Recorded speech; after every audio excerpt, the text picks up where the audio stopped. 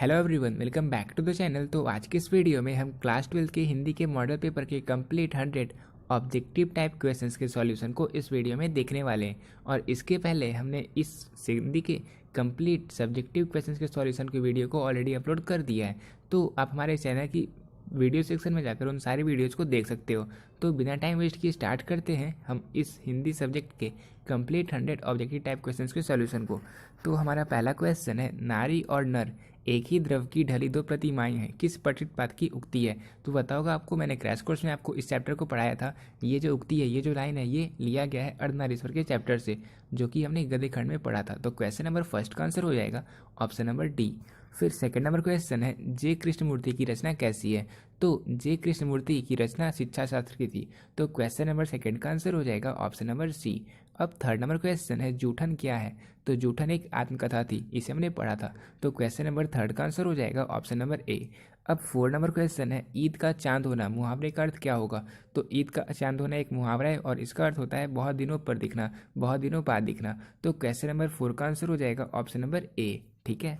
फिर question number 5 है, अंधे की लकड़ी मुहावरे का क्या अर्थ है। देखो कितने इजी मुहावरे आपसे पूछे जाते हैं। अंधे की लकड़ी का होता है एकमात्र सहारा। तो क्वेश्चन नंबर 5 का आंसर हो जाएगा ऑप्शन नंबर ए।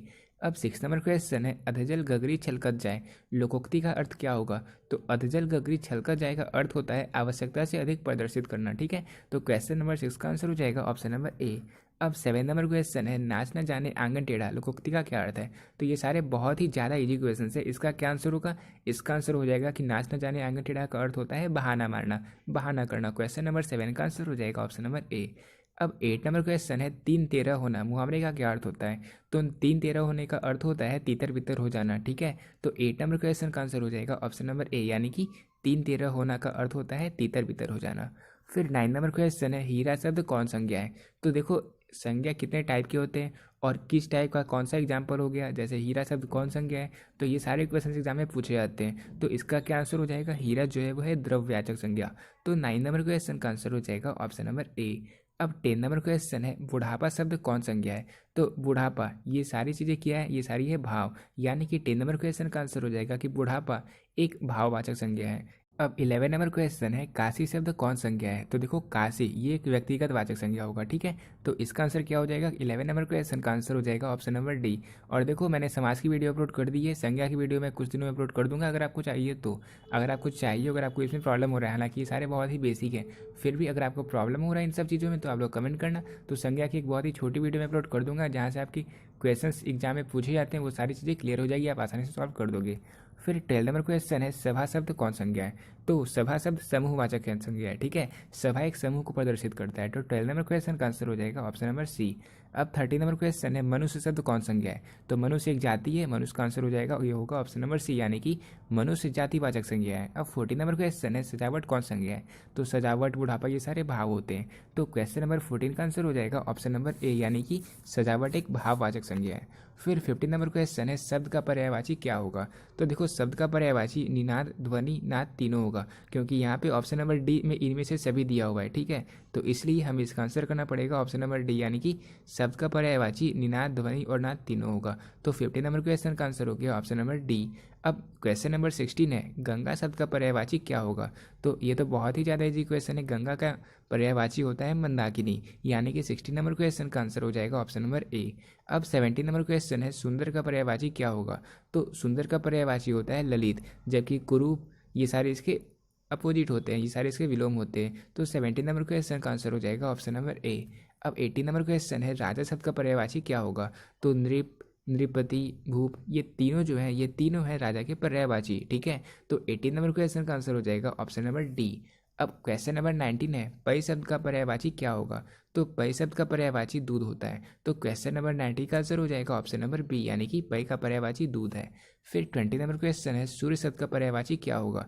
तो सूर्य का पर्यायवाची होता है भास्कर, यानी कि 20 नंबर क्वेश्चन का आंसर हो जाएगा ऑप्शन नंबर सी। और देखो आपको लग रहा होगा कि ये सारे क्वेश्चंस मैं अभी बता रहा हूँ, नहीं, इसके जितने भी आंसर है सारे क्वेश्चंस को मैंने पहले ऑलरेडी 2 से 3 बार वेरीफाई कर लिया, और इसके बाद अब मैं जल्द से सारे क्वेश्चंस को कवर कर रहा हूँ। ठीक है। ऐसा नहीं है कि मैं अभी वीडियो अपलोड कर रहा हूँ, अभी मैं वीडियो रिकॉर्ड कर रहा हूँ और इसी टाइम में आंसर को बता रहा हूँ। इसके पहले मैंने सारे आंसर्स को ऑलरेडी वेरीफाई कर दिया और इसके बाद अब मैं इस वीडियो को अपलोड कर रहा हूँ, ठीक है। फिर इसके बाद 21 नंबर क्वेश्चन है, संवत शब्द का संधि विच्छेद क्या होगा।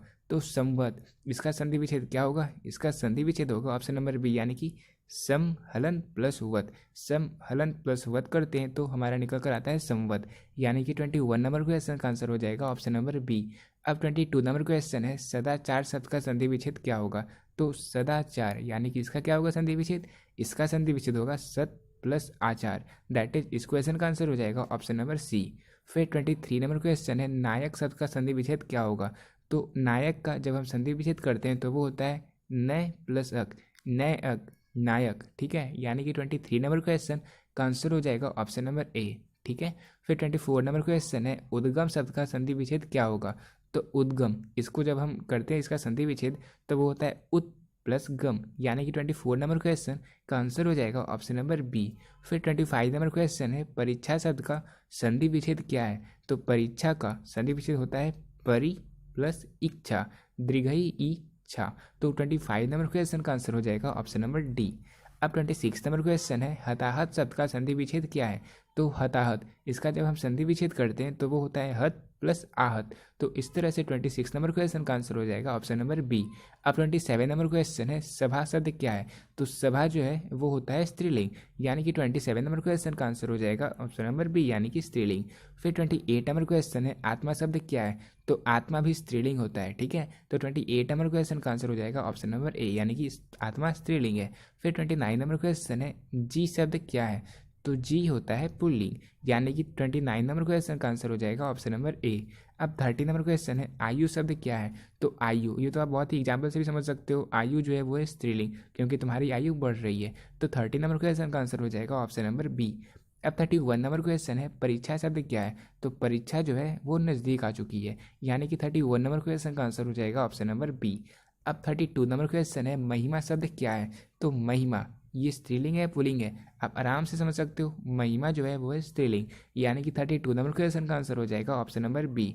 अब 33 नंबर क्वेश्चन है, उपवन शब्द में उपसर्ग क्या है। तो उपवन, इसमें उपसर्ग क्या है, इसमें उपसर्ग है उप, यानी कि 33 नंबर क्वेश्चन का आंसर हो जाएगा ऑप्शन नंबर ए। मैंने आपको समास की वीडियो में ही बता दिया था कि उपसर्ग जो है वो सबके पहले और प्रत्यय जो है वो सबके लास्ट में लगता है, ठीक है। इसी तरीके से 34 नंबर क्वेश्चन है, प्रतिनिधि शब्द में उपसर्ग क्या है। तो प्रतिनिधि, इसमें उपसर्ग क्या है, इसमें उपसर्ग है प्रति, यानी कि ऑप्शन नंबर ए। तो इसका आंसर हो जाएगा option number A 34 number question का। अब 35 नंबर क्वेश्चन है, सुकर्म शब्द में उपसर्ग क्या है। तो कर्म प्लस सु, यानी कि सुकर्म। तो 35 नंबर क्वेश्चन का आंसर हो जाएगा ऑप्शन नंबर बी, यानी कि सुकर्म में जो हमारा आंसर होगा वो होगा बी, सु, ठीक है। फिर 36 नंबर क्वेश्चन है, आनंदित शब्द में प्रत्यय क्या है। तो आनंद प्लस इत, यानी कि 36 नंबर क्वेश्चन का आंसर हो जाएगा ऑप्शन नंबर बी, ठीक है। फिर इसके बाद 37 नंबर क्वेश्चन है, टिकाऊ शब्द में प्रत्यय क्या है। तो टिकाऊ, इसमें हमारा प्रत्यय क्या होगा, इसमें हमारा प्रत्यय होगा आऊ, टिक प्लस आऊ इज इक्वल टू टिकाऊ। तो 37 नंबर क्वेश्चन का आंसर हो गया ऑप्शन नंबर बी। अब 38 नंबर क्वेश्चन है, पढ़ाई शब्द में प्रत्यय क्या है। तो पढ़ाई में प्रत्यय होगा आई, ठीक है। तो 38 नंबर क्वेश्चन का आंसर हो जाएगा ऑप्शन नंबर ए। अब 39 नंबर क्वेश्चन है, आकाश शब्द का विलोम क्या होगा। तो आकाश का विलोम क्या होता है, गगन अंबर, ये जो है ये सारे आकाश की पर्यायवाची हैं, लेकिन इनका विलोम होता है पाताल, आकाश का पाताल विलोम होता है। तो 39 नंबर क्वेश्चन का आंसर हो जाएगा ऑप्शन नंबर डी। अब 40 नंबर क्वेश्चन है, पुरस्कार शब्द का विलोम क्या होगा। तो पुरस्कार का विलोम होता है दंड, यानी कि 40 नंबर क्वेश्चन का आंसर हो जाएगा ऑप्शन नंबर ए। अब 41 नंबर क्वेश्चन है, कृपा शब्द का विलोम क्या होगा। तो कृपा का विलोम क्या होता है, कृपा का विलोम होता है कोप, यानी कि 41 नंबर क्वेश्चन का आंसर होगा ऑप्शन नंबर डी। अब 42 नंबर क्वेश्चन है, अर्वाचीन शब्द का विलोम क्या होगा। तो अर्वाचीन शब्द का विलोम क्या होता है, इसका विलोम होता है प्राचीन, अर्वाचीन प्राचीन, ठीक है। तो 42 नंबर क्वेश्चन का आंसर हो जाएगा ऑप्शन नंबर ए। वही आप देख सकते हो, नवीन आधुनिक ये सारी सेम ही हो गए, ये दोनों जो है वो इनके पर्यायवाची हो गए। फिर 43 नंबर क्वेश्चन है, कृतज्ञ शब्द का विलोम क्या होगा। तो एग्जाम में बहुत बार ये क्वेश्चन पूछा गया है, कृतज्ञ का होता है कृतज्ञ, यानी कि 43 नंबर क्वेश्चन का आंसर हो जाएगा ऑप्शन नंबर सी। अब 44 नंबर क्वेश्चन है, स्थावर शब्द का विलोम क्या होगा।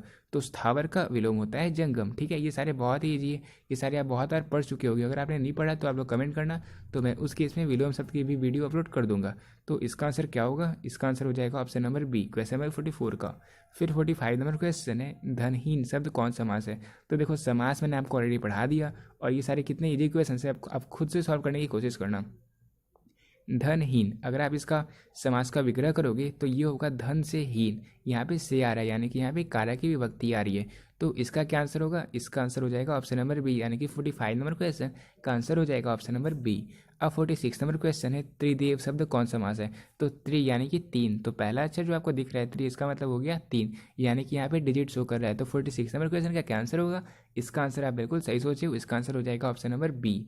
अब 47 नंबर क्वेश्चन है, भाई बहन शब्द कौन समास है?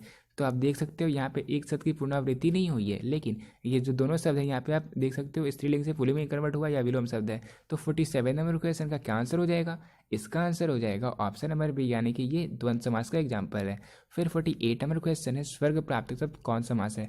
तो स्वर्ग प्राप्त यानी कि स्वर्ग को प्राप्त, तो यहाँ पे भी आप देख सकते हो यहाँ पे भी कारक की विभक्ति है। तो 48 नंबर क्वेश्चन का आंसर हो जाएगा ऑप्शन नंबर ए।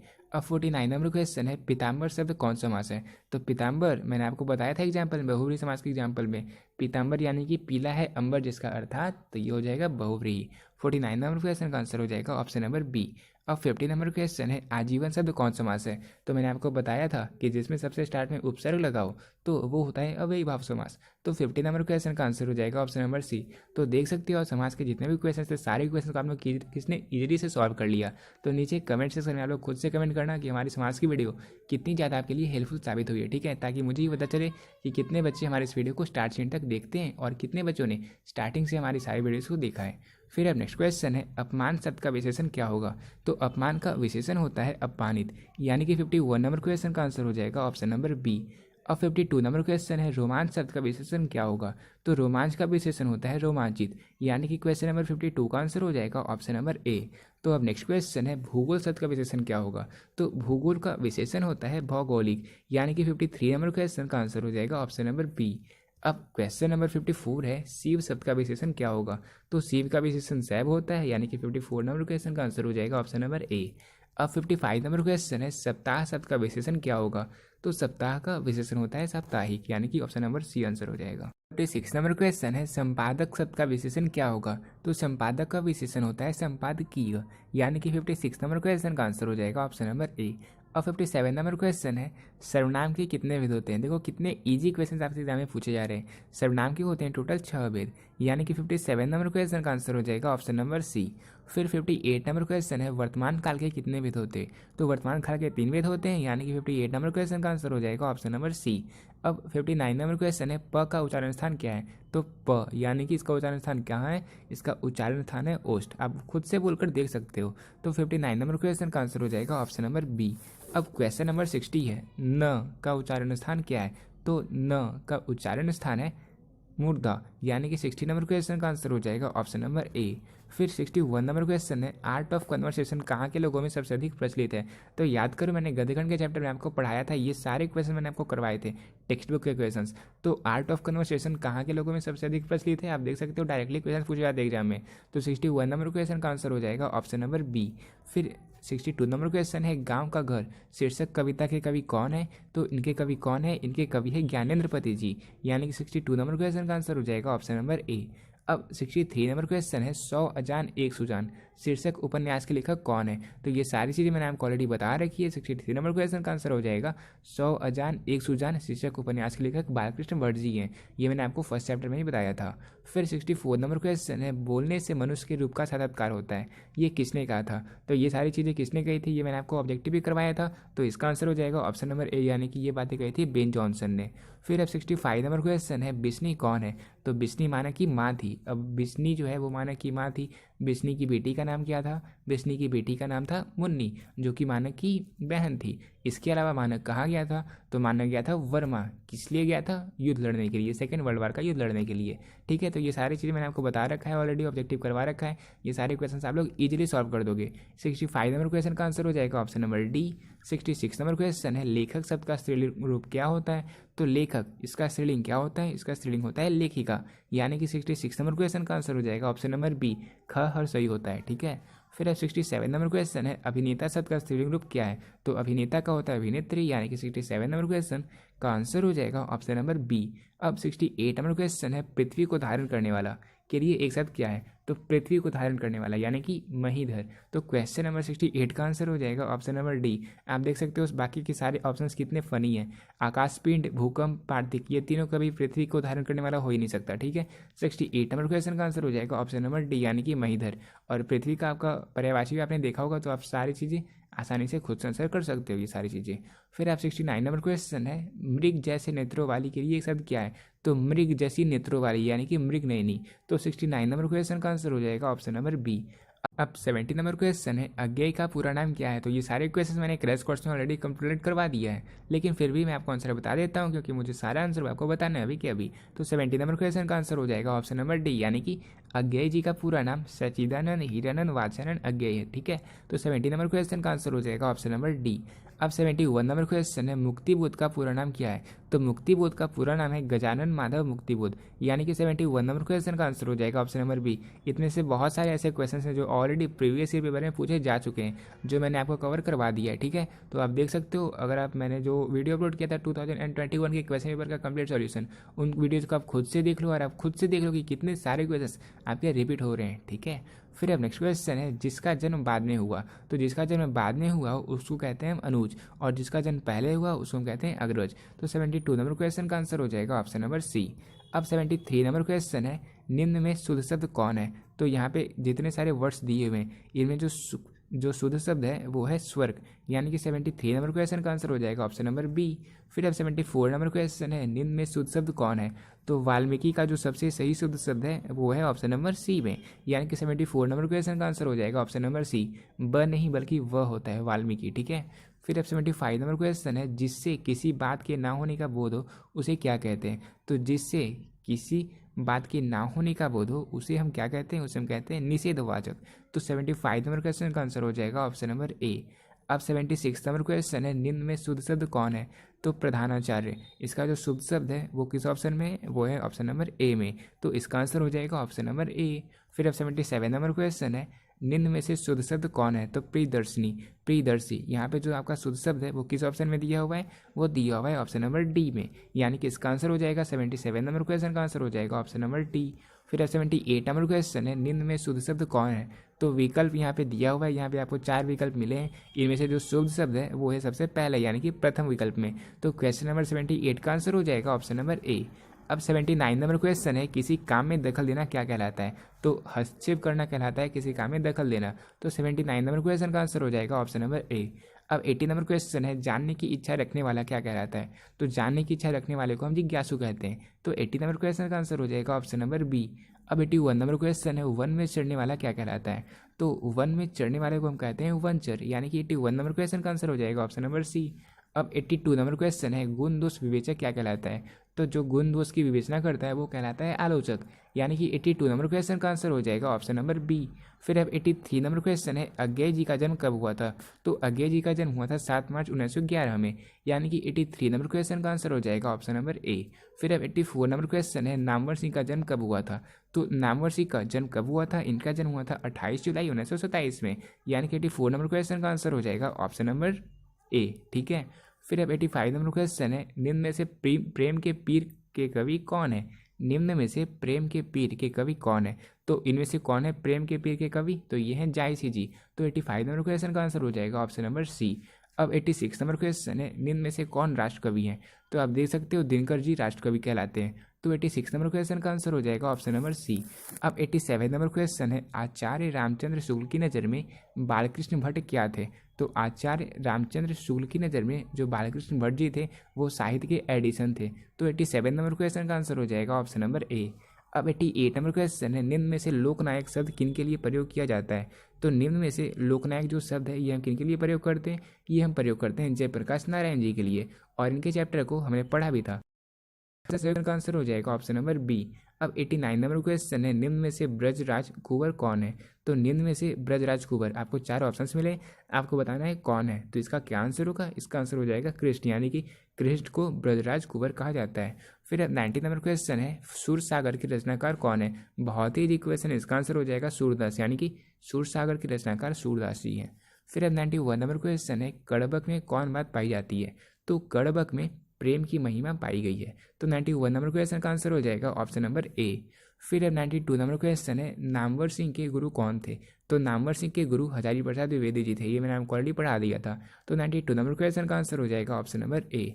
अब 93 नंबर क्वेश्चन है, कामायनी की रचयिता कौन है? तो कामायनी की रचयिता जयशंकर प्रसाद जी हैं, ठीक है। तो 93 नंबर क्वेश्चन का आंसर हो जाएगा ऑप्शन नंबर ए। अब 94 नंबर क्वेश्चन है, हंसते हुए मेरा अकेलापन हिंदी साहित्य की कौन सी विद्या है? तो ये मैंने आपको अभी बताया था, और इसका क्या आंसर होगा? इसका आंसर हो जाएगा हंसते हुए मेरा अकेलापन, जो कि मल्य जी के द्वारा लिखा गया है, ये एक डायरी है। तो 94 नंबर क्वेश्चन का आंसर हो जाएगा ऑप्शन नंबर ए। अब 95 नंबर क्वेश्चन है, निम्न में से गद्य कविता कौन है? तो आप देख सकते हो यहाँ पे इनमें से कौन से हमने गद्य खंड में पढ़ा था, तो इसका आंसर क्या होगा? इसका आंसर हो जाएगा ऑप्शन नंबर डी, यानी कि प्यारे नन्हे बेटे को। इसका आंसर हो जाएगा ऑप्शन नंबर डी। ये सारे ये गद्य कविता है, जो प्यारे नन्हे बेटे को है, ये गद्य कविता है, ठीक है। फिर 96 नंबर क्वेश्चन है, भूषण किस रस के महान कवि है?